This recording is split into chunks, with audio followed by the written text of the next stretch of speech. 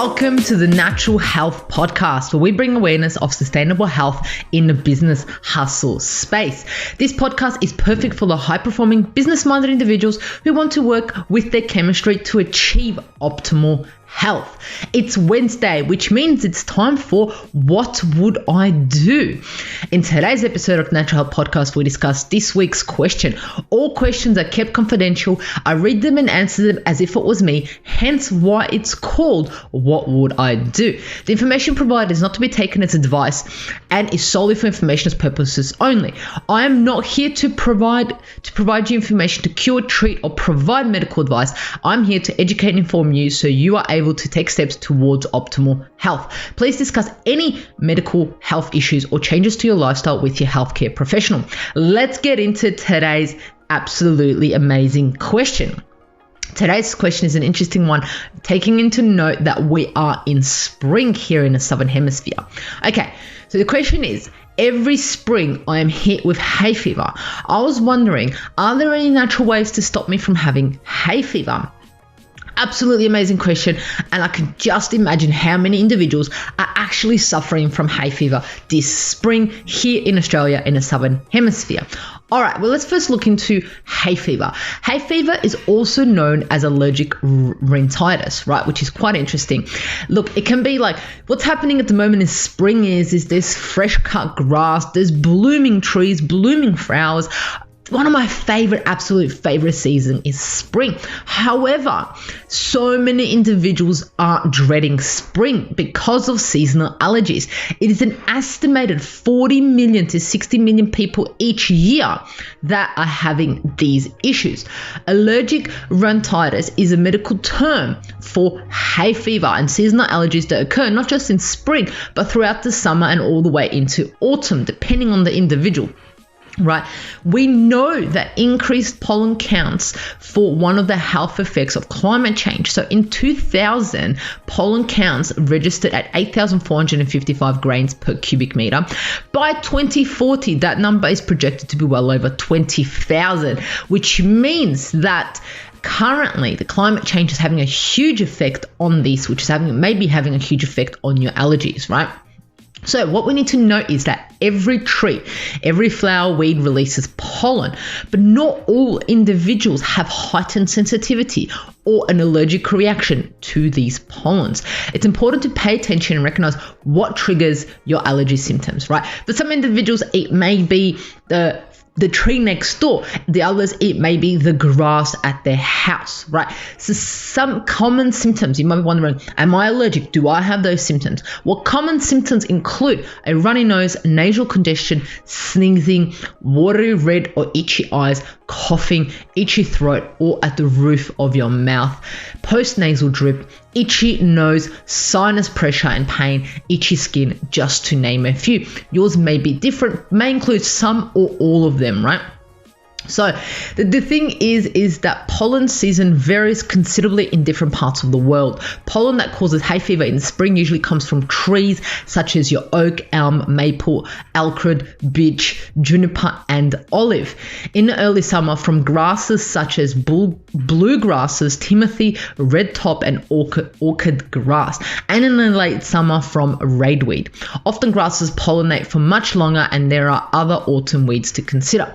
Occasionally, these seasonal allergies may be caused from mold spores, right?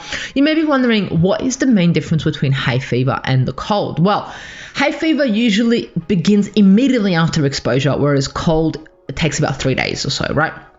Hay fever lasts as long as you are exposed to the thing that's giving you an allergy, not the thing that's giving you the allergy, right? However, a cold usually lasts 3 to 7 days. Symptoms: hay fever produces a runny nose with a thin watery discharge, whereas a cold or flu is more that greeny, yucky type of discharge, right? Hay fever does not come with hay fever, even though it may confuse a little bit of people, called hay fever, right? Whereas a cold typically comes with a small fever. So hay fever symptoms usually start right after you've been exposed to it, like mentioned. So if you go outside and you have a olive tree, for example, at the front yard, and it causes this pollen exposure, you get that straight away. You get that little runny nose, that little tingly, you get that straight away, right? So like I said, it may be pollen, it may be mold, fungi, it may be pet fur, dust mites, cigarette smoke, perfume. It absolutely depends on in the individual what may be occurring to you, right? So these allergies will trigger your immune system, which mistakenly identifies the substance as being harmful. In response to this, your immune system produces antibodies to defend your body, and antibodies signal your blood vessels to widen for your body to produce inflammatory chemicals like histamine. It's this response that causes the hay fever symptoms, right? So that's actually what happens in regards to you having a hay fever attack, hay fever symptoms, right? So essentially, if we're going to go a little bit deeper, an allergic reaction involves a complex interplay between antigens, immune cells, and effector cells activation, such as your mast cells and so forth. This results in an inflammatory response, a reaction with localized emphatic symptoms. The consequential sustained inflammation may act as a potential driver exacerbating other chronic conditions. So what usually happens is individuals take antihistamines, right? Over-the-counter antihistamines or corticosteroids, which may cause some side effects, including drowsiness, impaired performance, dryness of the eyes, nose, and mouth, restlessness, abdominal distress, unusual bleeding and bruising, heart palpitations, insomnia, just to name a few. Now the question is, what would I do? The number one thing that I would do is ask myself a few questions. The questions that I would ask myself is, what is triggering these symptoms? Okay, what is triggering it? Is it the tree at the front of your house? Is it the pollen? Is it the grass at your work? Is it a type of food? What is triggering it? I need to keep a diary as to, if I sneeze now, what was I exposed to? Was it some dust that I was exposed to? If I have runny eyes and water, what was I exposed to in the last few minutes, in the last hour, right? Keep a diary of your symptoms and what you're being exposed to. The other thing is also, are there any dietary allergies that you're exposed to? So when this happens, is it something that you ate? Is it your gut microbe that may be causing these issues, right? When is it better? When is it worse? Is it worse at home, at work, at school, at the shops, at your mum's, at your aunties, at your brothers? Where is it worse? So you can identify what may be causing it, right? Is it worse when I'm stressed? Okay. Am I being stressed at the moment? Is it making it worse? Is it because when I don't have enough sleep? What may be causing it? Do I get enough fresh air? Am I breathing properly? Am I just shallow breathing, or am I taking deep breaths? Am I in a parasympathetic or sympathetic mode, right? So what would I do if this was the issue, right? The number one thing that I would do is I would get an allergy test to figure out, am I allergic to something? That's the number one thing. I would go to the doctors, find out, am I allergic to something that may be causing these symptoms? The other thing is I would identify what is triggering this, right? And then reduce the exposure to it. What is triggering these symptoms? I would try and reduce my immune response with the below. I'm going to mention a few foods, a few vitamins and minerals that may be reducing my immune response to it.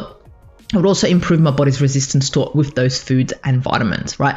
Control the symptoms as if this was happening. The best thing is to remove exposure to it. So what I would do is also avoid mucus forming foods such as gluten, dairy, and things like that, because they may be making my symptoms worse, right? The other thing is also I would ensure that I'm having a steam bath or sauna in the evening so for example, if I'm having a shower, I would add a few drops of eucalyptus or peppermint to clear that congestion, right? I would reduce the time spent outdoors if this is what is triggering it. I would close my windows in my car, at home, at work. I would wear sunglasses to protect my eyes if the pollen is going into my eyes and making it all red and runny. I would also wash my hands after touching animals or after being gardening outdoors or anything along those lines, right?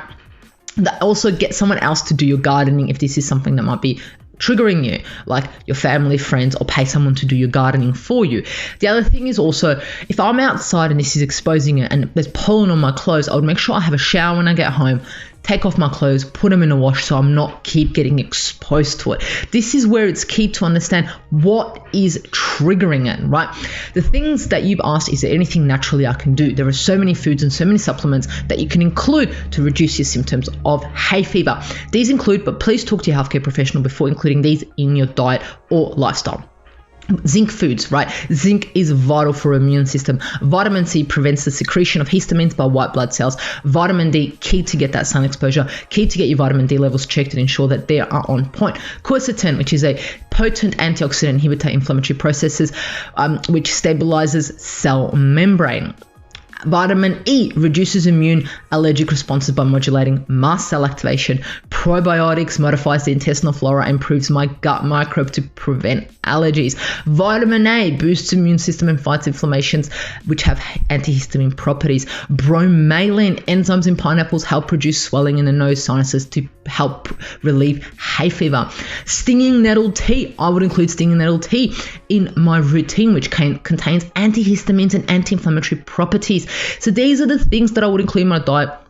Foods and supplements high in zinc, vitamin C, vitamin D, quercetin, vitamin E, probiotics, vitamin A, bromelain, stinging nettle tea. So there you have it.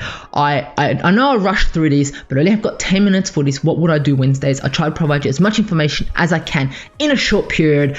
I may do a whole podcast on hay fever. Let me know if this is something that you're interested in. I hope that I shed some light to your question and anyone that is listening to this episode that may have a similar issue. If you have any questions, please feel free to contact me at mahela.raguz on Instagram, and I'll be in touch with you and hopefully able to answer your question via the Natural Health Podcast. Remember, you are not alone in the journey to optimal health. I'm here to assist you and make your journey a pleasant one. Until next Wednesday, love you.